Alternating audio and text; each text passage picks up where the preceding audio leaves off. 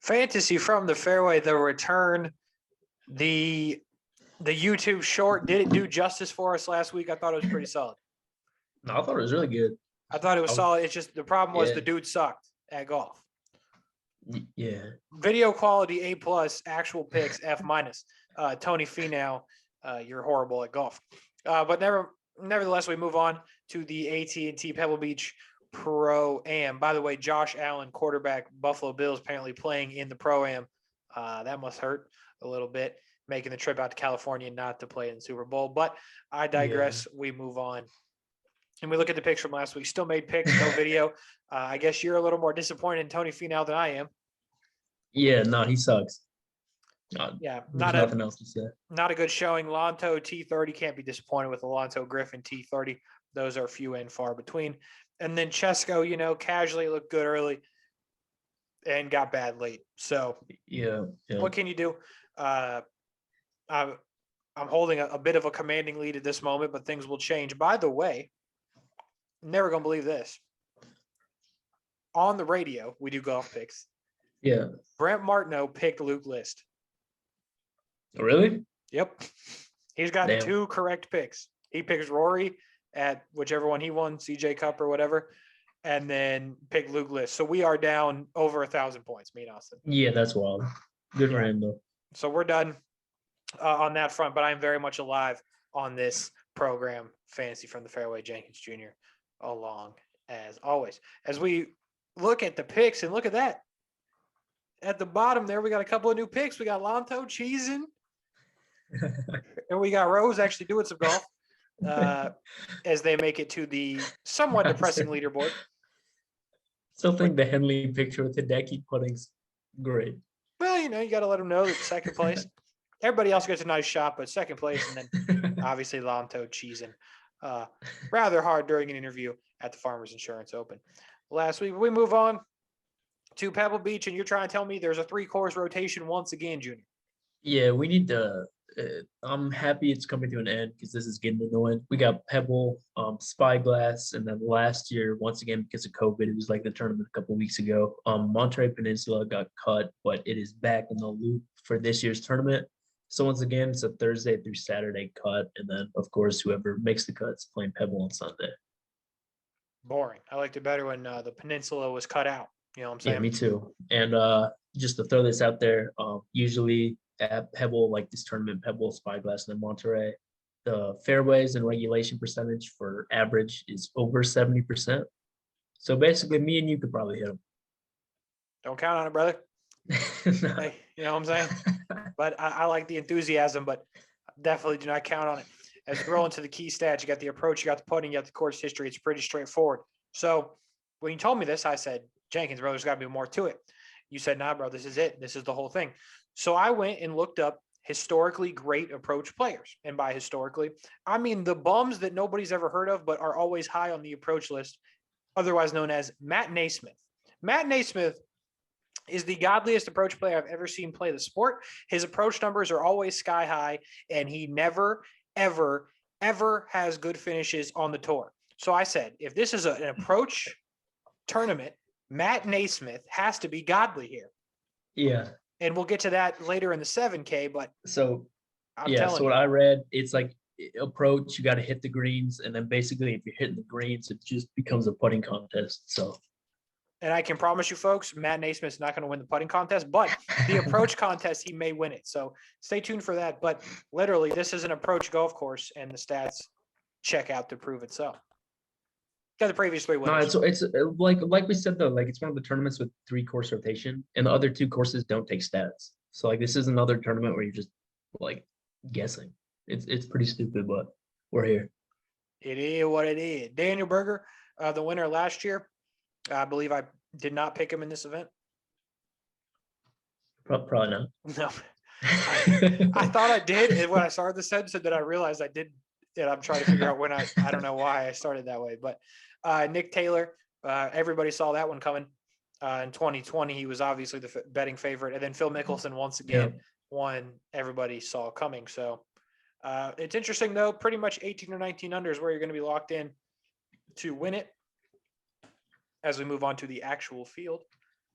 And only 3 dudes in the 10K due to the fact Will Zalatoris said, no thanks, I'm good, but mostly because the tour made him due to a COVID-19 positive test. So he will not play in this week's Pebble Beach Pro. He has a lot of time to think about both of his missed putts that cost him the tournament last week. So yeah, that's cool. Tough go of things for Zalatoris, but I'm sure he'll be all right. He's rich. So these are the only 3 dudes we have in the 10K due to the fact nobody's playing in this tournament. And why is that again, Junior? So the Saudi Arabian tournament going on this week. Apparently, a bunch of the Saudis put forth some money to convince some of the PGA players to come overseas and play on the European tour this week. And when you get a fat check, it turns out you're getting on a plane and heading over to Saudi Arabia. I'd do anything for money, so I understand where they're coming from. Loud and clear. I would even go to somewhere like Nebraska. Anything for money, huh? Literally. What you got? Okay. Nothing in mind. All right. Just double check it because I will listen. Absolutely. So with only 3 dudes in the 10K, you got Cantlay, you got Berger, you got Spieth. Pretty simple situation here. I put Berger on top because he's a winner here. He's good on approach, better than Cantlay. I believe Berger's 4th this year on approach, as it currently sits. Cantlay is in the 40s, I believe, and Jordan Spieth is in the 200s. Jordan is usually better, but I think it's just the lack of play would be my guess. Coming like one bad round right now, your stats are whack. Absolutely. But I think at 10-5, Berger's got solid value, but you don't. I mean, you see it that way, but you don't necessarily see it that way with Cantlay on the top. Yeah, so I watched Daniel Berger on, I believe it was Saturday. He was on like a feature groups for PGA Tour Live. It was kind of hard to watch. He was rubbing his hip a lot. It made me really uncomfortable. So apparently he's dealing with a minor injury. So Cantlay and then Berger and then Spieth. All right, fair enough. You also hate Daniel Berger. Let the record show. I hate him. Yep, absolutely. But I think if he does actually play all 4 at 10-5, you got a solid option. And Jordan Spieth, don't hate him, but don't love him. Yeah, I don't love him either. He hasn't played enough. And then just for tradition, I would like to mention, I don't think Sonny's is all the way that far west. So I think Cantlay's safe. Yeah, unlikely to be dehydrated due to the 64 Sonny's all the way out in lovely California. Absolutely. Pebble Beach, located in California somewhere. Do you know where? I think it's called Pebble Beach, California. Oh, that is right. But I meant I think so. No, honestly, no idea. Okay, good. We move on. Probably should have even brought it up, but we'll move on to the 9K range where you see some dudes and the brown color is back. I dropped my pen, so I'm going to try to get that while you explain to people why in the world Jason Day is the 4th most expensive player in the field, and for some reason you like him at the price point. Yeah, absolutely. And I forget what tournament it was, but I called it the Bobby Streb tournament. It turned out it wasn't at all because he sucked. The RSM double down. I am going to double down. This is Jason Day's tournament. Oh no. His stats aren't that great. Good. This year because he's kind of sucked in the beginning. He played very, very well last week. And let me hit you with something real quick. What you got? My man is 12 for 12 here with 8 top 10s. When was the last one? I think the past 4 finishes have been top 10s. I'm in then. Yeah, and he's been no worse than 7th since 2017. He's played in all of them. It's crazy. So Jason Day, I'm definitely putting him in all my lineups. Mostly just because of the fact that he played well last week. If he didn't play well last week, probably wouldn't. But very confident with Jason Day this week. Maverick McNeely, also a player who's crazy hot for some reason. Who would have saw that one coming? 50th approach, 50th putting. His last 2 at this event have been 5th and 7th. Maverick McNeely, all good to go there. Justin Rose, should we give him a round of applause because he's back? He's finally back. Has sucked for so long, but he's here again. 35th approach, 32nd putting. 3rd in the 2019 U.S. Open here at Pebble Beach, and 6th in 2018, which I believe was the last time he played this event. Had a good finish last week, all good to go with Justin Rose as well. Cameron Tringale at 9.5, very good approach player. This year's stats aren't that good, but last year's stats, you wrote that article about him. He's your very first article, I believe. First published article, absolutely. Yeah, Cameron Tringale, what an honor. Surprisingly, he's good putting this year, and that's usually something he's not good at. So in a putting contest where you have to be good at approach. Cameron Tringale fits the mold. All good with him. Has made his last 4 cuts here. And I'm gonna be honest, this has been like a weird week for me because every single person in the 9K and then like most of them in the 8K, like I'm okay with them. There's nobody that stands out like I really hate them, which is why Seamus Power, Matt Fitzpatrick, then Kisner are thumbs down when they're all playing really, really well, except Fitzpatrick, but that's neither here nor there. But yeah, so sadly, Seamus Power is going to make it thumbs down just because I felt like somebody had to be over there. It's not necessarily that I think he's going to play horribly. It's just my guess who's not going to do as well in a field that's honestly not very good. I gotcha. So Seamus Power, he's playing crazy well. Like another person you would have never seen it coming. And the only reason I'll put him thumbs down is because he's only 2 for 4 here. And where the other guys have very, very good course history. So honestly, if you like have a good feeling about Seamus Power, Matt Fitzpatrick, or Kevin Kisner, like feel free to go for it. I don't think any of them are gonna suck. It just some people have to make it thumbs down. So we're gonna move on to Matthew Fitzpatrick, who has had horrible finishes on the PGA Tour, but his last 2 over in Europe have been a 2nd place finish, and then he won a tournament. So clearly he's playing pretty well. I do believe those were back in like November and December though. So I don't think he's played recently. And then he also doesn't really have that good course history here. He's cut in the US Open, I believe, and then 60th last year in the Pro-Am, where he shot like a 79 in the final round. So it's just the fact that we haven't seen him in a long time. Matthew Fitzpatrick's going to be a thumbs down. Kevin Streelman, stats are horrible. Don't look him up. I won't. Yeah, you should. 124th approach, 118th putting. Not very good, but his finishes here, for some reason, really good. His last 6 and then 13th, 2nd, 7th, 6th, 14th, and 17th. So if you're going to play Kevin Streelman, you should play him this week. And he is brown just because of the fact that his numbers aren't as good as they have been in the previous years when he has been successful in this tournament. And then Kevin Kisner, honestly, just it's the fact that I like so many other people, he's going to end up there. He should be fine. He's a very, very good putter. He's 3 for his last 5 here, so missed 2 cuts. One of those being a 10th place finish, and then the other 2 made cuts weren't that good. So Kevin Kisner just kind of made it over to the thumbs down side. I like it as we keep rolling. 8K. Yep. So yeah, Time to getting slay. into 8K. Ryan Palmer, he does not make the graphic, but he is the most expensive player in the 8K range at 8.9. Good approach player, cannot putt to save his life. He's 1 for 4 here. But he's super, super hot like on tour this year. It's just his course history. It scared me enough to not put him thumbs up or thumbs down. Somebody I'll put thumbs up is Lanto. Like we saw earlier, tied 30th last week. And that was after a horrible first round. So if he just put together a decent first round last week, he would have been very pretty. Good approach, tied 45th. He's at 48th best on tour putting. And he finished 9th in this event last year. You should be all good to go with Lanto Griffin this week. But Zudenhout. Christian with 2 A's. Christian with 2 A's. You can play him. Really good at approach. 16th on tour on approach, 102nd putting. So he gets it on the green, but it's a question once he's on the green. He has never played here, but I feel like he's not a long hitter. He's an accurate hitter. So if he's going to succeed at a course that he's never played, it's going to be like a course like this where you don't need distance off the tee to succeed. Brian Harman, I mean, he's doing fine. He put together a pretty decent finish last week. He's 175th on approach, which really surprised me because like he doesn't hit it far.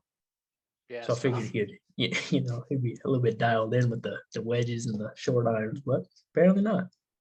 He does have high upside, but for me, he's too sketchy right now to play. So Harman makes it thumbs down.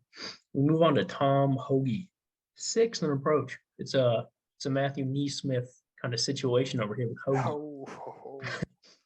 Another guy who cannot putt to save his life. Maybe him and Neesmith should just go to like a putting green with that. Hit the greens. You know what I'm saying? Ain't nobody gonna recognize you. Yeah, no, honestly, yeah. Yeah, just go ahead. He's 2 for 4 this tournament. And the last 4 that he's played. Mackenzie Hughes is going to make the poop brown color here at 8-4. It's because he's 0 for 3 here this event, which it's not really what you're looking for. but he's playing very, very well. 89th approach, 16th putting. He's playing much better than he has been playing when he had those 3 missed cuts. So honestly, in a weak field, I think Mackenzie Hughes will probably get it done this week, make the cut, and have a pretty decent finish. We're also good with Mito Pereira, 7th best approach player on tour this year. He is tied 71st in putting. He played the U.S. Open in 2019. He was cut, but he has not actually played the Pebble Beach Pro-Am before in his career. And his last 3 on tour, tied 29th, tied 29th, tied 25th. So pretty consistent finishes there from Mito. Once again, top 30. Yeah, and that's like a pretty strong fields he's been in. So this is a weak field. You can lock him in for like plus 23rd at least. Oh, dirty 30 or better. And then sadly move on to Denny McCarthy, who we love on this show. Not very good on approach, as always. As always, he can roll him in. He was cut last year from this event, playing pretty well, but once again, honestly, most of these players I like. So he just happened to make the thumbs down. Moving on to Charlie Hoffman, he's the one guy in the field who I don't like. That hat is trash, tell you what. His hits are never good. They really aren't, and his play's not that good either. 121st on approach, 149 putting. So even when he hits a green, which isn't often, he's not going to make the putt. It's not a good situation for Charlie Hoffman right now. 2 for 6 on his last 6, and he hasn't played since November 7th. So maybe Charlie needs to have a few rounds before he sees a thumbs up category. And then we got Matt Jones. Oh no, he was he was cut from his last 2 PGA Tour events. That's why he's thumbs down. But he is very good here. He's made 8 of his last 9 cuts with a 5th, 7th, and 11th place finish. You should be fine with Matt Jones, but it's just the recent play that maybe thumbs him down. All right, as we move on from Charlie Hoffman, we go to the prop of the week right here on the program. Junior didn't catch the vibe, so we'll need some explanation from Russell Knox here in just a second, since I couldn't find first round leader odds. So we'll need to know what Russell Knox is going to be doing for you. As I tell you, prop number 1 that I picked was the top continental European player, and that's Matthias Schwab. Yeah, that's what I was doing. My top continental European player is going to be Russell Knox. I should have made that more clear. My bad. Okay, so you're thinking Russell Knox. Okay, good. All right, I like that. Jacksonville resident, born in the Scotland, I do believe, or somewhere. Yeah. But currently lives in the Duval County. Jacksonville University attendee, graduate, potentially don't know his story. But, well, I do know his story. I guess I just gave it to you. But, okay, so you like Knox here. I like Matthias Schwab. We'll get to little Schwaby boy here in a second. And then the pick a prop part 2, I got the winning margin as 3 strokes. That's plus 550. We saw it once out of the last 3 seasons, but the other 2 finishing margins were 2 and 4. So I think 3 is a reasonable number at 550. And you think there's going to be a hole in one? Yeah, no really explanation behind it. You told me to well, you didn't tell me. You said, have you worked on the slides yet? I said no. I got to this slide here. I panicked a little bit. I went for it. Okay, hole in one. I thought it was going to be because there's like a bunch of par 3s. It's been known to happen at Pebble. Okay. No, sir. Downhill. Okay, good. Awesome. So anyway, those are the props. If you're looking for those continental European player, give me Schwab, give me Knox. Winning margin of 3. And then a hole in one, says Junior Jenkins III. And fittingly, we come right back to the 7K slide, and we see Russell Knox right off the rip. No Schwab. We have to figure out what's going on with that, but Russell Knox was the situation. Yeah, so Russell Knox is 78th. He's very good on approach. He's good to go. We're going to start chronologically. We're going to go Michael Thompson first, 7,900. Sure. He's tied 142nd in approach, 59th putting, 2 for 6 here in his last 6. So he didn't make the graphic, but I have more of a thumbs down brown. And with that being said, we're going to introduce a new segment on Fantasy from the Fairway. It's called Hit It Close, Miss the Putt by a Mile. And with that, we introduce you Aaron Rye, Russell Knox, and Lucas Glover, which are the next 3 people in order.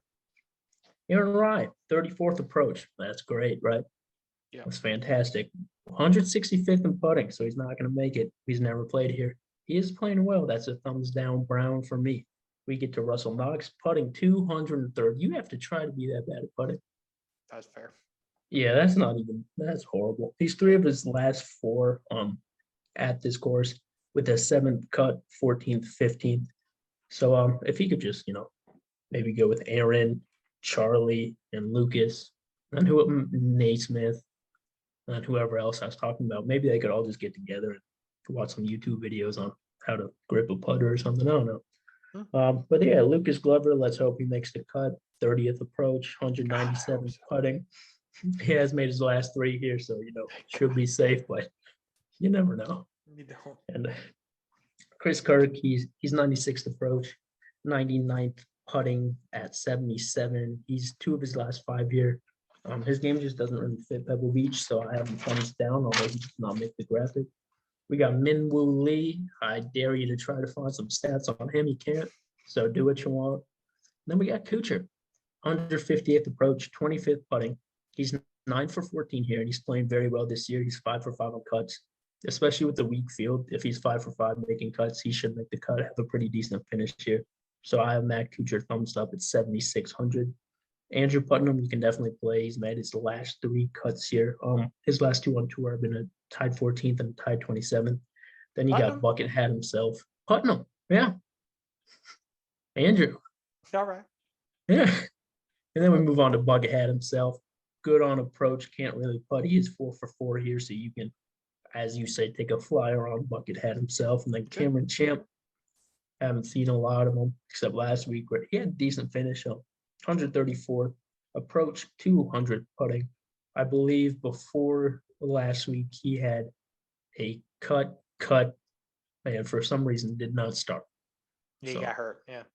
Yeah. So it's gonna be a no for me. With that, we'll turn it over to you. Sorry to Charlie Hoffman, by the way. Hey, you don't need to apologize. Shout out to DraftKings, by the way, before we get going. 30 dudes are priced between 7-4 and 7-0. 30 dudes. DraftKings do better. We have 6-9. We have 6-8. You could even go up to 8-1 or 8-0 and move everybody up, ladies and gentlemen. It's not that hard. You don't need 30 dudes in 5 different spots. But against all odds, we start with Chez Reavie. I know what you're thinking. If you're a diehard here at Fantasy from the Fairway, why the hell is Chez Reavie not on the graphic? And that is because against all odds, Chez Reavie's playable, ladies and gentlemen. He is 6th on approach. He's a horrible putter, god awful. He could go to the putting range with your boys and not get recognized. But he is 7 for 12 here, and he's made 4 of his last 4 cuts here. Chez Reavie could be played. And now that we all let that digest, we move on to Patrick Rogers, who you can't play. We move on to Adam Hadwin, a guy that makes the graphic. 60th on approach. Good. 28th putting. Very well. 2 for 3 here, including 18th in 2019. Give me Adam Hadwin, as well as potentially a top Canadian player. If you're I'm with that. I'm going to take Mackenzie Hughes if we're doing that, but Hadwin's a close second. No, give me Hadwin all day. You had Mackenzie Hughes poop around. We move on to Brandt Snedeker. Who was 145th on approach and 71st putting. However, throw those stats out the window. He has won here twice. Always worth consideration. Brandt. That's wild to me. Chez Reavie and Brandt Snedeker are both playable this week. You should have waited until I said this. We come to Pat Perez, ladies and gentlemen. Pat Perez is 23rd on approach. He's 123rd putting, which is trash. But in his career at Pebble Beach, he has made 15 out of 19 cuts. He's been doing this thing a long time. The approach is dialed in. Pat Perez, playable. Nick Taylor I think he finished 7th as well last week. Pat Perez. Really? And he wears Jordan, so I mean, roll him out there. I'm with it. 6. Apparently healed. Pat Perez at 7,300 is so playable. It's not even funny. I'm just going to do it for principle. Nick Taylor, 171st on approach, not a chance, but that's what they probably said about him when he won. And then we get to Matt Naismith, who you see on the graphics. So I teased this earlier in the program, and I said Matt Naismith is the approach god. He's always fantastic. And you can go back and look at his PGA Tour profile if it loads for you on your computer. Sometimes it doesn't. But nevertheless, you could see how good he is on approach all the time. So It doesn't really translate. It's not a thing that translates. He's 28th this year. He's 155th putting. That's part of the problem. But Jenkins said, if you can play approach golf, you will succeed. Matt Naismith in his career is 2 for 2 at the Pebble Beach golf links, finished 16th and 11th. No other research needed. If you are a good iron player, you can do well at Pebble Beach. Naismith all day, white on rice. Give me Matt Naismith. Whoa, that was weird. Heard myself for a second. We have more. I believe first name Taylor. That's what I thought.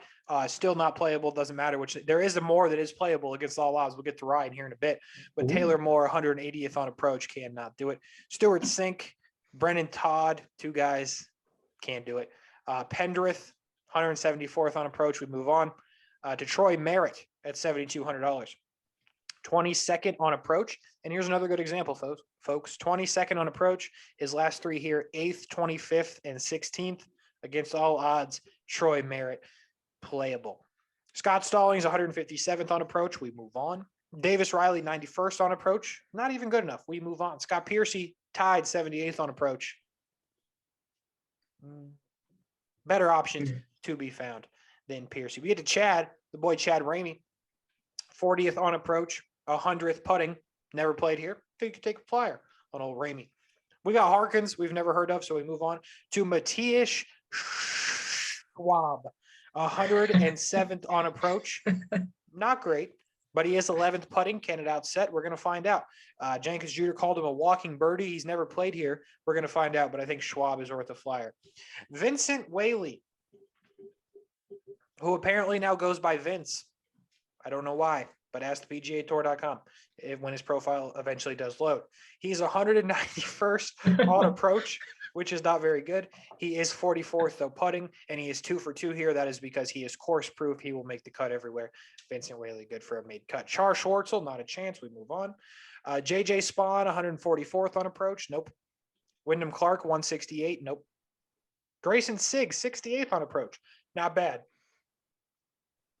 He is 132nd putting, and he has never played here. So if you believe in the approach, play Grayson Sigg. Bromley, don't call him Bromlett. Same thing, 78th on approach. 204th putting. That's horrible. But he has 3 for 4 here, including finishing 18th in 2020. Vaughn Taylor, 36th on approach. Like it. 195th putting. Horrible. But he is 8 for 14 here, including a win in 2016. So literally, if you can play approach golf, it translates to making the cut at this fine establishment. Hayden Buckley, 48th on approach, 70th putting. Never played here. Will guaranteed make the cut. Write it down. Got to scroll through the DraftKings to get this fellow's name.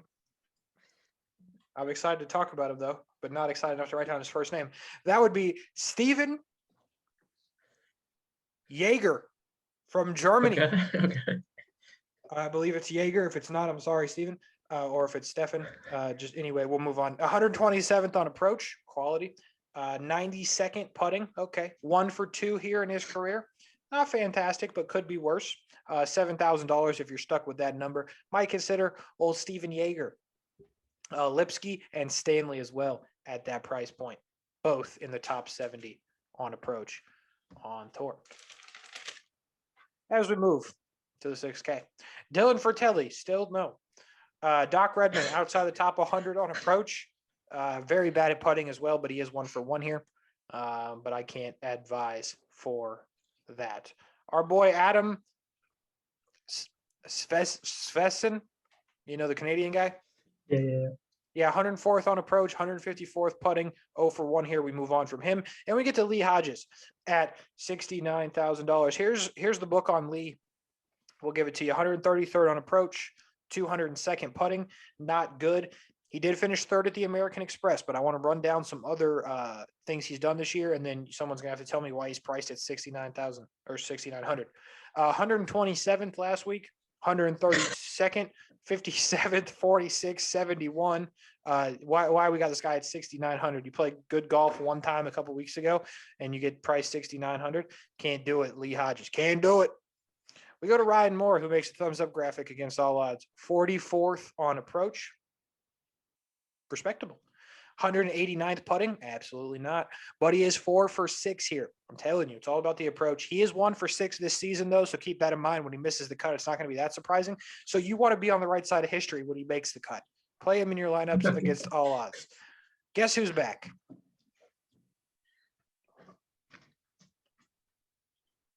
He was back a couple weeks ago, and I must have missed it. But Bo Hogue. Remember I used to like Bo? Yeah, absolutely. I just wrote he's back, so I probably wouldn't play him. But anyway, Bo Hogue is back if you're interested in that. This is an interesting one, folks. Don't get caught up in this one. Satoshi Kodaira at $6,900. If you go on the website and it does actually load, you will see Kodaira is third on approach on tour this season. Third, 1, 2, 3, third. You also see he's 37th putting. Very respectable. He's only played 8 rounds, ladies and gentlemen. He has done so much less than everybody else, and he's 0 for 2 here. Don't get caught in the trap. This man will miss the cut. Guaranteed. I'm just telling you, don't fall the trap of Hodges and Kodaira. This is why we make the program for people like that. Like him, though. Good guys all the way around. Ryan Armour would be next at $6,700 or $6,900. He is 67th on approach, 5 for 8 in his career here. Nick Hardy also at 69, 112th on approach, 113 putting. He did miss his only cut here. That was the U.S. Open, however. At 68, you got Dylan Wu, decent approach player, worth a look. Kevin Chappell, 195th on approach. We'll just pass that by, including 170 putting. Is that a Tennessee hat? Yeah. Why? I went to Tennessee one time. Okay, good. Go Orange, I think is what they say. Or maybe not. I don't care. Tennessee sucks at everything. I think that's Syracuse, isn't it? Big Orange? They suck too. Peter Malnati at $6,800 is 90th on approach. He is 3 for 7 here, including an 11th place finish in 2020. It is a boom or bust situation if you decide to play Peter Malnati, but he did finish 25th the last week. By the way, breaking news into the program, John Huh will not play at the Pebble Beach Pro-Am due to withdrawing. That's all it says. He will not play due to withdrawing. Thank you for that. He was priced at 68, by the way, but no Huh at the Pebble Beach Pro-Am. Bronson Burgoon against all odds is playable. 50th on approach. He's made 3 cuts in his career here. He's only played 3 times, so he's never missed, if you missed that part of it. Chesson Hadley, 149th on approach. We're going to pass. Brian Stewart, 159th on approach. We are also going to pass. This guy is interesting. He's interesting to me. I got to pull up his name so I can say it correctly. That is our boy Austin Smotherman. Yeah. You know about him? Yeah, I watched him on PGA Tour Live last week. That's unfortunate. So he's 37th on tour, strokes gained approach. He is 205th putting, so it pretty much doesn't get worse. However, he finished T11 last week, as you mentioned. You watched him on the internet. He has never played here, but I think it's worth consideration for the boy as we move to 6-7, and that's where you find James Hahn. He is 10th on approach this season, 4 for 9 here in his career. Trey Mullinax at 67, 150th on approach, 143rd putting, probably going to stay away. Ted Potter Jr., no explanation needed. Bo Hostler, 189th on approach, we're going to pass. Can we talk about that? What we got? I can only imagine who is below, like you do the 6'5" to 6'0" or whatever. Mm-hmm. I can only imagine who's there if Ted Potter's 6'7". Oh, we're getting there. Oh, it's going to be good. We are good. getting there. But before we do that, Camilo Villegas, 78th on approach. He's 2 for 4 here in his career. Made his last 2 cuts on tour as well. Jimmy Walker, I know what you're thinking. What the heck? He's missed his last 3 here, but before that, he was 8 of 8 here, including a win in 2015. So he's worth consideration. Hubbard, the boy, is back. 51st on approach, 95th putting, 3 for 5 here. 26th is his best finish. Nate Lashley has been very bad on approach this year, but he finished 5th in this event last season. And then Kevin Tway is an interesting one at the bottom in 6-5 here in this little range. 24th putting, decent, but he's horrible on approach. He is 1 for 3, though, in his career. Novak McCumber and the boy Paul Bajon. Remember him, Paul? Yeah, Baryan. Yeah, Baryan. Baryan. Baryan. Who knows? all three of them options as well. Here are the boys: Jonathan Bird, Max McGreevy, Nick Watney, Scott, and that guy at the bottom. We'll get to that in a second. We'll start with Jonathan, though, who is 20th on tour in putting this season, which is surprising. T73 on approach. It might be a perfect storm, ladies and gentlemen. He is 7 for 15 in his career here, including 22nd in 2019. Jonathan Bird. Max McGreevy at 63, 86th on approach, as well as 85th putting this season. He has never played here. At 62, we got Nick Watney, who is 49th on approach, 41st putting, 11 for 17 here. He has been cut in his last three. I will mention that. His last three here, he has been cut. But before that, he finished 47th, 14th, and 2nd. So Isn't he the first guy on tour who got COVID? it's funny you say that. Yes, he was indeed the first guy on tour. Okay. It's funny that you say it because I was about to say it. So it's like you read my mind. That's when we get to Scott. Scott G. Scotty G. Gut. Scott. Okay, so Scott is 98th on tour in approach. He's 194th putting, but here's the thing. Here's the positive note. He was 205 last week. So he putted well last week. He gained 10 spots, and he's going in the right direction. He has not played here since 2011, which surprised me because I have never heard of Scott, so he's old. But he has 3 of 6 total here. So little option at 61. And then this is kind of where things get off the rails a little bit. This is our boy. Any guesses? No. Okay, so Imada is going to be our guy here at 6,000. Here's what we know about him. Again, very surprised. He has not played here since 2013. He's like 46. I've never heard of him. He finished 40th here in 2013, as well as 69th nice in 2012. He did finish 77th at the Zozo earlier this season. So that's 6-4 to 6-0. And those are the gems you could play if you end up with that amount of money left. We get to the picks, Junior, the Pebble Beach picks, and you're in the hole a bit, so I'll let you lead it off. Yeah, give me Jason Day. Jason Day to win the AT&T Pebble Beach Pro-Am. Junior, when I look through this field and all the quality options available, and wow, it gets bad fast. I need to scroll back up a little further. Nobody's really jumping out at me here. Yeah. But we do have to pick somebody. These guys suck. I mean, I just don't. You know what? Listen, I have to take Adam Hadwin here. Okay.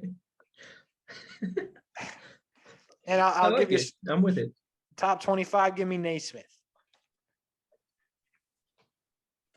Top 25, what say you? Yeah, I can't wait to yell at him next week on the show, but give me Russell Knox. Oh, Noxie. I'm expecting a cut again, by the way. Yeah, that's what I'm probably looking for as well. With Hadwin and Naismith, you will take Day and Knox. Only one American on the picks. Yeah. It is. I'm with it. What it is. So that'll probably wrap this one up, Fantasy from the Fairway, for the Pebble Beach Pro-Am. Question for you about Canada. Why are they good at soccer? I was unaware that they were. They're number one in the CONCACAF World Cup qualifying, and they just beat the USA 2-0. They're super good apparently. What is going on in Canada? I know the women are kind of nasty with it. Yeah, well, the men apparently are as well. They're going to the World Cup. So now they got hockey and soccer. They're pretty much taking over. Yeah. That's too bad. I guess if you look at it that way, but at the end of the day, I'm just trying to figure out what's going on in Canada and if I need to be a part of it. But anyway, that's going to wrap it up. Fantasy from the Fairway for the AT&T Pebble Beach Pro Am. Appreciate you watching, especially if you watched the short last week. If you haven't, go back, check out the short, make fun of us, but just appreciate the work that was put in on it. Yeah, I thought it was pretty solid. No, I'm just talking about like for picking Tony Finau and some other bums that sucked. Yeah. Can't win them all. But hopefully we won this one. Good luck in your contest. Best of luck in your prop bets, and we will talk to you next week.